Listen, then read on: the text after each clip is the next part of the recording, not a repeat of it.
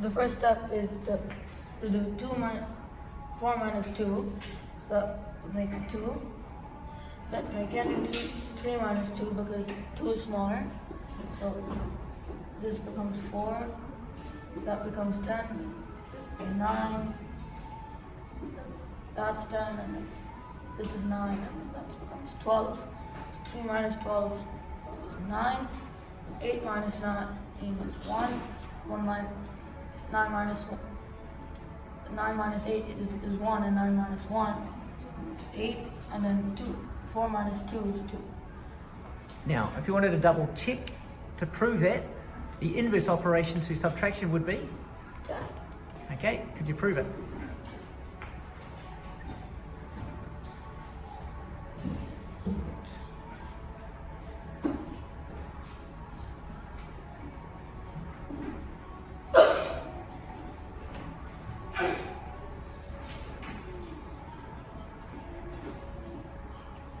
And so that's what you started with?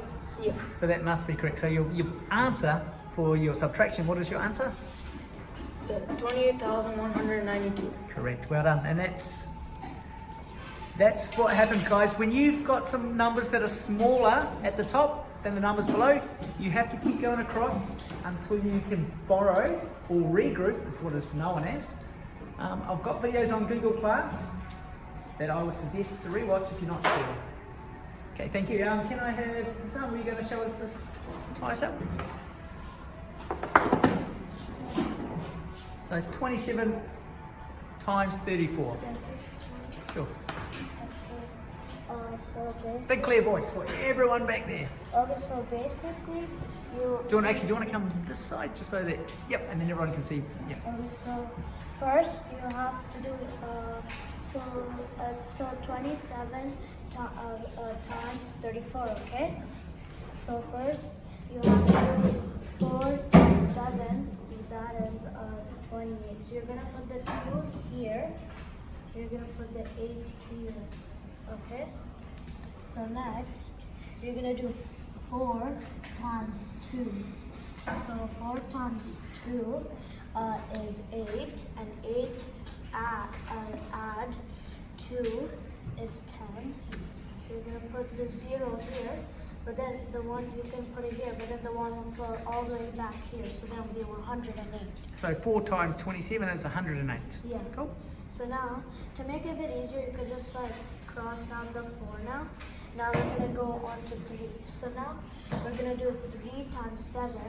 So that is 21. You also have to erase these now because you already used them. So now you're going to do 3 times 7, but that's 21. So the 20 goes, so the 20 goes here, and the 1 goes right down here. Okay? So now what you're going to do is, so now you're going to do 3 times 2. So 3 times 2 is 6. 6 add 2. 6 add 2 is 8. So the 8's going to be here. Now, wait. Oh, I missed one thing. So what have you noticed? I forgot to add like a placeholder. Placeholder. Did anyone else pick up something that, yep. Yeah. I forgot to put the 0 because we finished the one. Finish the one. You picked that up, yeah. So if you didn't notice that, once you finish with the ones, put down a 0. You put down a 0 because you finished with the ones. Yeah, so good spot, yep. So I made a mistake, so you're going to put a 0, and so we did. Now we're just going to do the same thing. 3 times 7 is 21, so the 1 goes here, 20. 2 times 3 is 6, so that is 8. So now we're finished with all of this. Now we're moving on to addition, okay? So now 8 add 0 is 8, and 1 add 0 is 1, and 8 add 1 is 9. So your answer would be 918. Excellent. Now, if we just roughly can I borrow your red marker for a moment? So guys, just to see if we're roughly about right, 34, what number in the tens would 34 be close to? 30? And 27, would that be close to, which tens would that be, Hasan? 40. So 27 is close to 40? No, close to 30. Close to 30. I thought you said 37. Mm-hmm.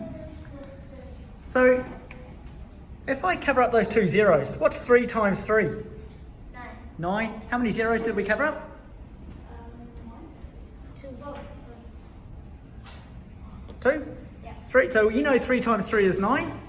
So you put 900. 900. So is 900 close to 918? So we know we're roughly, so we want to estimate first, because if we don't estimate, let's just say Hasan had have put 81 down here. If we had have not put the 0, if he had the 81 over here, and you would have ended up with a different answer, which would have been? Yeah. And we know that's nowhere near. So estimating beforehand, roughly, will give you a bit of a guide. So well done. I like the way you did it, Hasan. I like the way you really picked up. After I was doing this, I realized I had to add a place. And perfect. And I love that. Nothing wrong with making mistakes. Thank you.